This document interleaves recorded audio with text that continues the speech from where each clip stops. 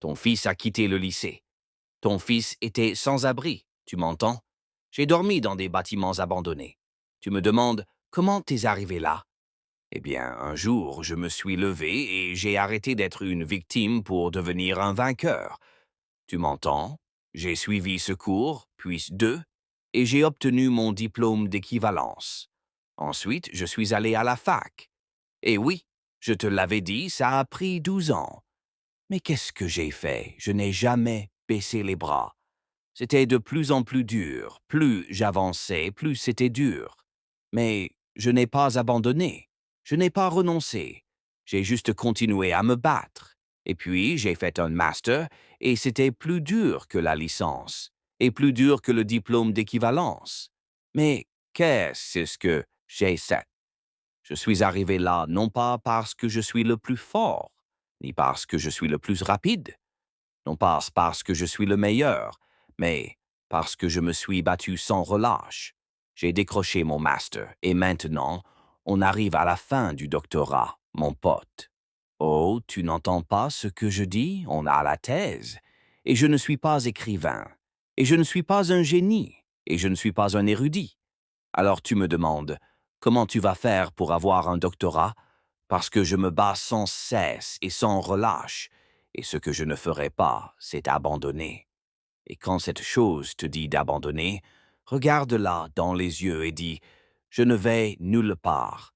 Je te briserai avant que tu ne me brises. Tu ne me vaincras pas. Tu ne me détruiras pas. Tiens bon. Certains d'entre vous sont tellement ignorants, vous avez tellement souffert.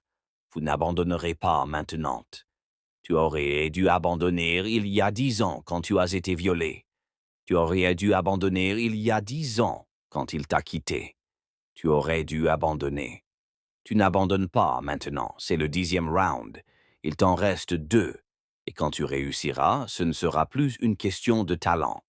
Quand tu atteindras un certain niveau de réussite, ce sera une question d'endurance.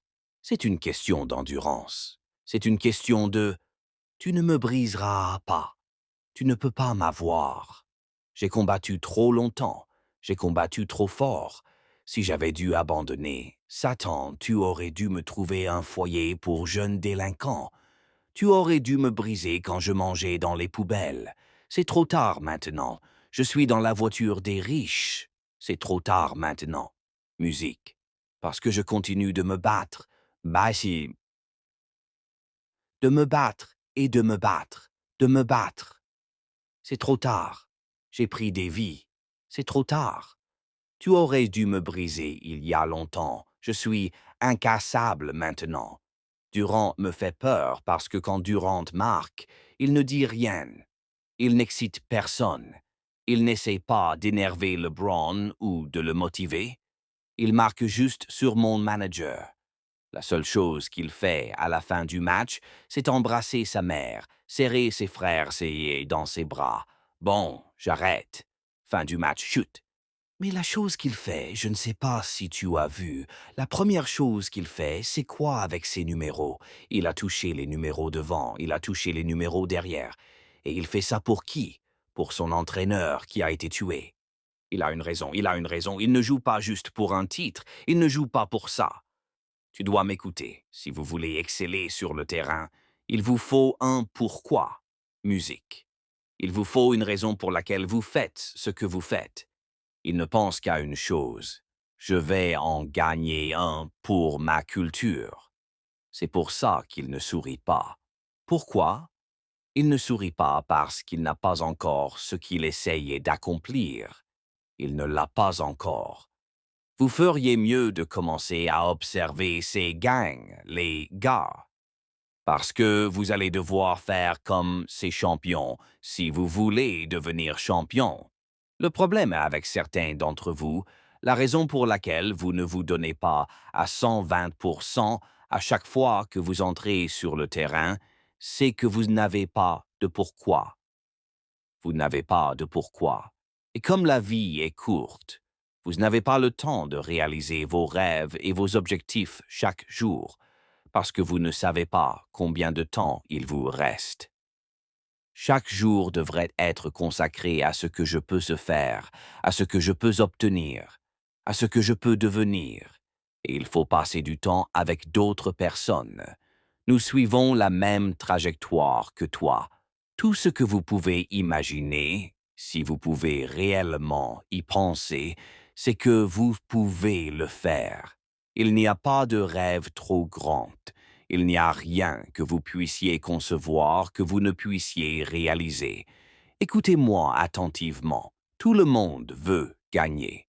Tout le monde veut faire partie de l'équipe gagnante. Tout le monde veut gagner, mais tout le monde ne veut pas travailler. Tout le monde veut la récompense, mais tout le monde n'est pas obligé de vouloir travailler. Nous devons tous travailler.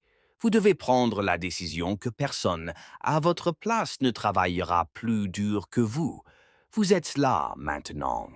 Vous êtes là maintenant. Vous avez enfin réussi. Et c'est là que vous vous séparez de quelque chose. C'est là que vous commencez à vous détendre. C'est là que vous sentez à l'aise. Vous avez réussi maintenant. C'est là que vous concrétisez ce succès. Pourquoi vous levez-vous le matin? Pourquoi enfilez-vous ce maillot? Pourquoi allez-vous vous entraîner? Quel est votre pourquoi? Je vais tout donner et je sais que si je ne trouve pas d'autre contrat, ce ne sera pas parce que je n'aurai pas tout donné. Tu ferais mieux de mûrir et d'atteindre le stade où, si jamais tu perds, tu ferais mieux de perdre contre quelqu'un de purement plus talentueux que toi. Tu ne ferais jamais mieux de te faire battre par quelqu'un parce que tu t'es battu toi-même. Au final, ton super pouvoir, c'est d'être toi-même. C'est ça ton super pouvoir, être toi. Si je veux être comme les autres, ça ne marchera pas.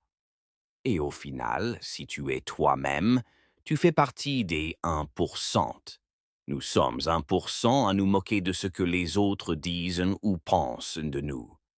Nous allons être nous-mêmes. Voilà ce que représente ce 1%. Je suis le numéro 1. Pourquoi? Simplement parce que je reste moi-même, coûte que coûte. Pas besoin de talent, pas besoin d'être talentueux, pas besoin d'être surdoué, pas besoin d'être le plus rapide, le plus fort, pas besoin d'être le plus intelligent pour arriver là où je suis. Voilà ce qu'il faut faire. Il faut juste bosser dur, à fond. Écoutez-moi. Vous avez peut-être grandi dans un milieu privilégié. Votre père vous a peut-être offert une voiture. Il connaît peut-être du monde. Il peut peut-être vous trouver un boulot. Mais vous ne travaillerez pas plus dur que moi. La réalité, c'est que ce n'est pas que vous n'avez pas de talent. C'est comme ça. Vous pouvez tous courir aussi vite. Vous pouvez attraper. Vous pouvez lancer. Vous pouvez plaquer. J'ai dit, voilà le problème. Le problème, c'est que ta volonté est moyenne. Il y a deux choses que tu dois faire pour saisir cette opportunité et devenir un vrai battant. Il te faut un talent phénoménal et une volonté phénoménale. Il te faut les deux. Je te le dis, il te faut une volonté phénoménale. Et je n'étais pas aussi intelligent que toi, mais je t'ai dépassé. Pourquoi? Parce que j'avais cette force intérieure, j'avais cette volonté, j'avais cette détermination. Je me fiche de ne pas savoir lire ni écrire. J'ai même raté mon cours d'anglais 2 fois à la fac. J'ai quand même obtenu ma licence. Ça m'a pris 12 ans. Mais cette force intérieure, cette détermination, je me suis dit, si Dieu m'a donné la capacité de me lever, oui, il me faudra peut-être 5 jours pour faire ce que tu fais en un jour, mais je vais le faire en 5. Il me faudra peut-être 4 semaines pour lire un livre que vous lisez en une semaine, mais j'ai ça, j'ai ce chien. Et devinez quoi? Si vous n'avez pas un talent exceptionnel, mais une volonté hors du commun, vous pouvez compenser le talent. J'ai vécu dans l'obscurité, les amis. J'ai vécu dans l'obscurité pendant 10 ans. Je n'ai pas regardé la télé. Je n'ai pas écouté de musique. Des sacrifices. J'ai sacrifié 10 ans pour rattraper tout le monde. Sérieusement, j'avais un TDAH. J'avais des troubles d'apprentissage quand j'étais plus jeune. J'ai surmonté tout ça grâce à ce chien. J'ai surmonté tout ça grâce à Will. Alors, j'ai éteint la télé. J'ai arrêté le sport. J'ai tout arrêté. J'ai tout arrêté. Je me lève à 3 heures du matin pour prier. Et après, je lis. J'étudie. Écoutez-moi bien, 2 choses, le talent et la volonté. Comme si vous n'aviez qu'un petit rêve. Tu rêvais d'une maison, d'une voiture et de prendre soin de ta mère. Tout ça, c'est fini. Alors, quels sont tes projets? Quel est ton objectif? Tu ne joues pas pour rien. C'est pour ça qu'ils te battent. La discipline, c'est faire ce qu'on a dit qu'on allait faire, même si on n'en a pas envie. Alors qu'au départ, on en avait envie. C'est tout. Quand tu as commencé ce jeu, quand tu es tombée amoureuse de lui, tu te disais juste «Oh, allez, allez, allez». Mais ensuite, il y a des choses qui arrivent comme il faut que je puise dans mes ressources et que je me donne à fond. Et j'ai vraiment donné plus. Il faut se discipliner et apprendre que même quand on n'en a pas envie, il faut continuer, voire même se donner à fond. Parce que sur 365 jours, il y aura des jours où tu n'auras pas envie de te lever. Il y aura des jours où tu n'auras pas envie de t'entraîner.